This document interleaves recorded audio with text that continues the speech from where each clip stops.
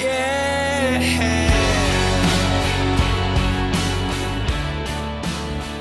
guys, Happy Conscious Gal here. It has been over 2 weeks since my last vlog. I'm sorry about that. It has been a really, really extreme couple of weeks for me. Very difficult, probably the most challenging time I've had in my whole HCG journey since the start of the year.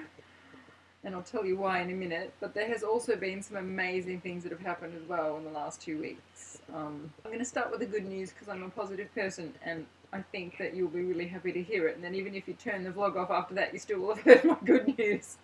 So my good news is that about 2 hours after my last vlog, I did my last vlog on Monday the 22nd of October, Australian time, in the morning at about 8 AM when I woke up, when we were on the road up to our new life.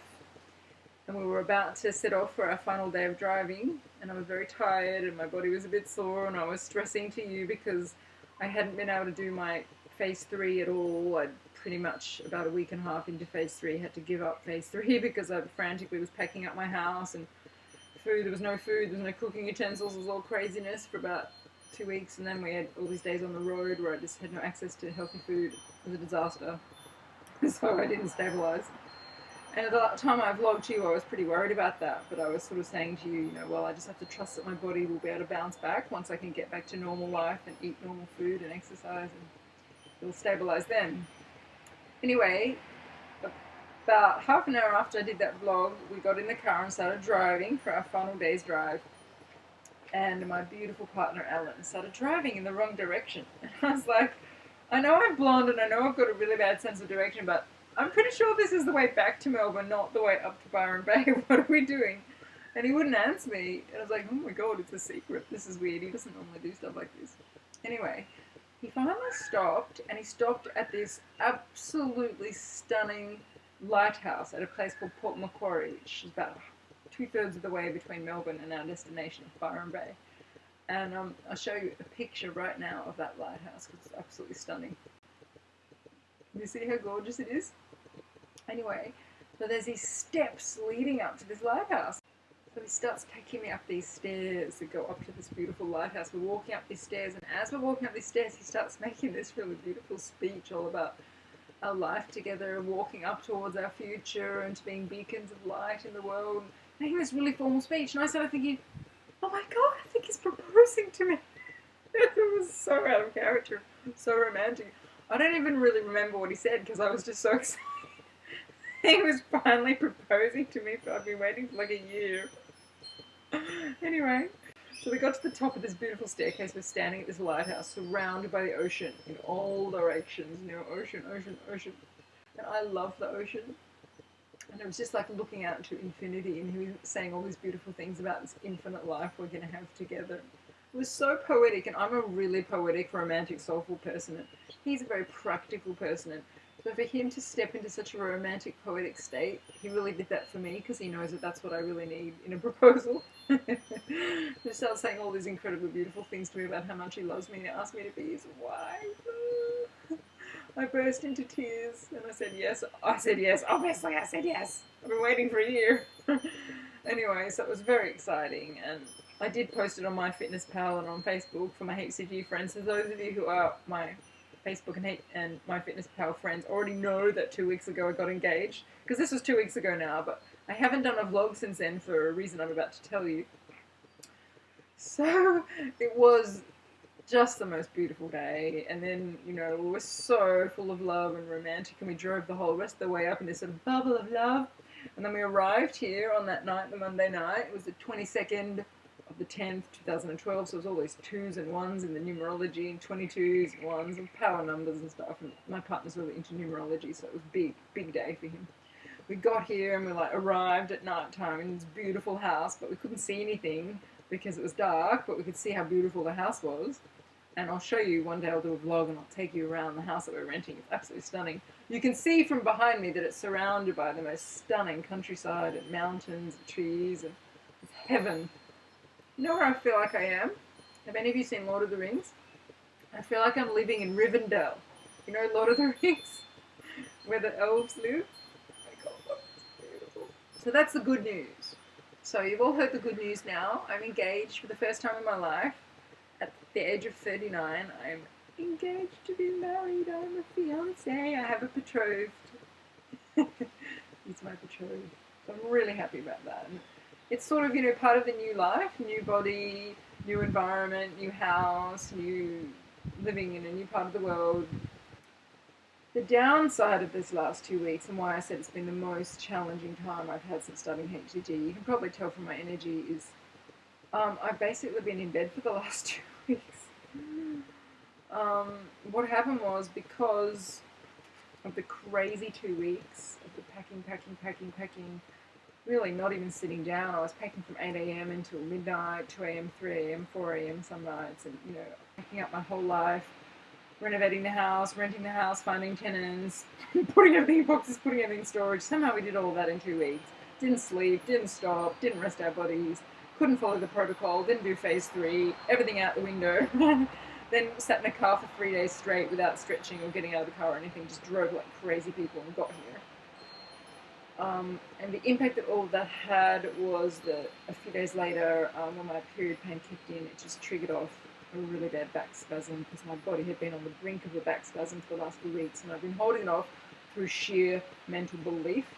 But as soon as my period pain kicked in, my mind started to have a little bit of doubt, and I started to think, oh, how can my body handle this? And of course, my body then didn't handle it. It's all about your beliefs. I'm really learning that in this journey. The second I let a little bit of doubt in, everything goes pear-shaped. Whereas when I keep my belief rock solid, 100%, like my first round of HCG, I never doubted for 1 second. I was 100% rock solid. I knew exactly the goal I was going to get to. I got to that goal. I knew I was going to stabilize easily. I did. I knew I was going to keep the weight off easily. I did. My second round, I was 100% certain my goal. I got to it, 100% certain. Everything. And even with this period, when it first started going out of control in terms of the packing and the moving, and I knew that I couldn't do phase 3, I couldn't do low carb, I just had to eat whatever I could eat. I was running this belief, I'll be okay, my body's normal now, I'll be okay, but I did have a little bit of doubts creeping in, just because I was like, but I can't follow the rules, what's going to happen, I can't follow the rules, I can't stabilize. But then I'd say to myself, okay, your body's better now, you're a healthy, slim person now, it'll be fine. And when I got here, and I stopped weighing myself, because I didn't even want to deal with the stress of the whole thing. I knew I was off P3, I hadn't done P3, and I was just like, there's no point weighing myself, I'm just going to torture myself. I don't even know what my scales are, I packed them. So I didn't. So when I got here, I finally weighed myself, and I was about 62.2 kilograms, which is in pounds. Well, 62 pounds is 136.7, so let's say I was about 137 pounds. My LIW had been 60 kilograms, which is 132.3. So I'd put on about 4.5 to 5 pounds in that period of phase 3. Well, it was 1.5 weeks of phase 3, and then it was just up the window. So that month. So that was pretty depressing, but on the other hand, because I'm a very positive person, I looked at it and thought, well, shit, given I couldn't eat low carb, I couldn't stabilize, I was stuck in a car for 3 days without being able to move, eating whatever was available on the road, eating whatever I could while I was packing, I could have put on way more weight than that. So I was eating to hunger, I wasn't gorging, I wasn't doing comfort food and stuffing myself with junk, so I was pretty good, and that's as good as I could have done, And I said to myself, okay, 62.2, that's fine, I can handle that. All I need is a few days back on track, walk every day, just get back into a healthy routine, a bit of basic exercise, start moving around. Now I'm out of the car, and go back to some simple low carb, and a week from now I'll be back to 61 probably, and I'd be very happy to stabilize there. Last round I stabilized a kilogram above my LIW, and I was very happy with that. So it was all good.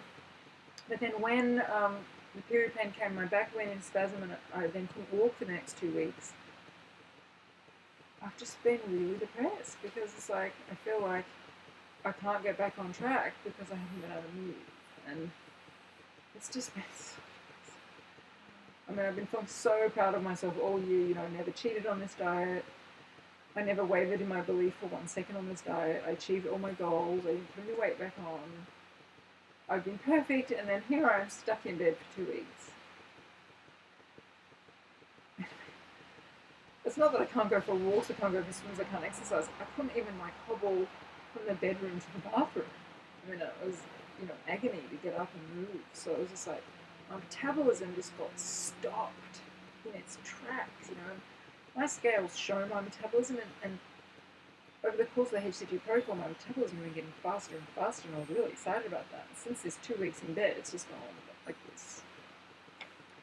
And then, of course, the food, most of the food that I was planning to go back to was food that requires cooking, making eggs, making omelettes, cooking fish, preparing salads, making chocolate delight. Like, that's all stuff that I need to stand to make, and I haven't been able to stand. So, today I'm sort of half sitting, which is a big improvement. The last couple of days I've been able to sit a little bit. But before that I was just flat on my back. And really, so I've just been eating whatever I could eat flat on my back, handfuls of nuts. I get up in the morning, quickly grab like a bowl of yogurt and put some cereal in. Not cereal, I don't eat cereal, but not mainstream cereal, but like what my boyfriend would eat. Some sort of raw food, granola or raw oats or something. It's all healthy stuff, but it's carbs. Stick that in a bowl and just lie in bed and eat it, Or he's got these spelt crackers he eats, so I just put a bit of peanut butter or almond butter or something and eat them. Now, if I had stabilized properly and done a proper P4 and slowly reintroduced starches, I would be absolutely fine. I have no doubt to eat a spelt cracker with almond butter on it, or, have some yogurt with some raw food, raw oats or raw cereal or something, or, for dinner we've just been making, whatever my boyfriend cooks really sort of been eating, because I haven't been able to cook. And we eat pretty low carb in the evenings, because he tends to just cook up eggs and some vegetables or quinoa and vegetables, but I haven't been able to go and buy fish and cook it. And also, I just wasn't even thinking about it, because like in my head, I messed up the HCG. I didn't do phase 3, so I didn't do phase 4, so what's the point worrying about what I eat now? So I've kind of just gone into, well, just eat whatever you eat mode. And luckily, my version of eat whatever you eat is still very healthy compared to the average person, because I don't eat processed food. So it's not like I'm going out and buying sandwiches and stuff, but still, I know that to stabilize properly in HCG, what I have been eating now is not appropriate. I'm just very, very lucky that my habits of just eating normally are still pretty healthy. But I'm snacking on fruit, or I say spelt crackers, or some nuts, or, a bit of dark chocolate. But over the last couple of days, some sugar crept back into my diet for the first time in a year, because my boyfriend was eating licorice, and I was like, oh, whatever, I'm already eating whatever I want, and I was like, some licorice, and someone else was having some sweets, and I thought, I'll have a few, whatever, to cheer me up. It doesn't cheer you up. Turns out it doesn't cheer you up. It didn't help my back. I didn't feel any better. Do you know what happened? Today I woke up, my skin's got all red patches on it. I don't know if you can see it, but that's what my body does when I eat sugar. That's why I don't eat sugar. So I'm like, why? Why would I do that? Why would I eat sugar? And it's just because I've sort of got in that mindset of, oh, well, I can't walk. I can't stick to my diet. I can't eat healthy. I might as well just eat comfort food. And it's stupid. And, I'm just very grateful that my version of comfort food is pretty healthy. I think I ate some coconut milk yogurt with some berries in it, and that was my version of gorging. But still, it's got a bit of sugar in it. It's not good for me. It's definitely not stabilization food. So the consequence of that is, in the last 2 weeks of lying in bed and just eating whatever I eat, I've gained another kilogram, so another couple of pounds, so I'm now at about, I don't know, just over 63 kilos, so 63.2 I think I am. So that's about 139 pounds. So it's been really stressful, and it has had a huge impact on my whole HCG journey. So I'm going to tell you about that in the next vlog, because I've probably been talking a lot. So what I think I'm going to do is I'm going to stop this vlog now. That's set the scene, and then I'm going to tell you in the next vlog the impact that all of this has had on my stabilizing, my non-stabilizing, my P3, my P4, and what I'm going to do to get back on track. Because I feel like I've just been through the ringer the last month with everything that's happened.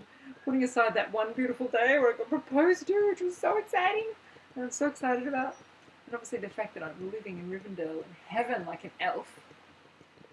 other than that, there's been some major challenges with my body and with my HCG journey, and I want to talk to you in the next vlog about how I've been handling them, what I've been learning from it, and where I'm at with it all. And hopefully it will be helpful for me to get it off my chest, because I'm pretty stirred up about it all. And hopefully the way I'm handling it will be of benefit to you guys. Maybe it'll be inspiring or instructive, or just you can relate to me as another human being going through something tough. And maybe that will help your heart feel happy. Anyway, I'm about to do a second vlog, so see you in a minute. Bye.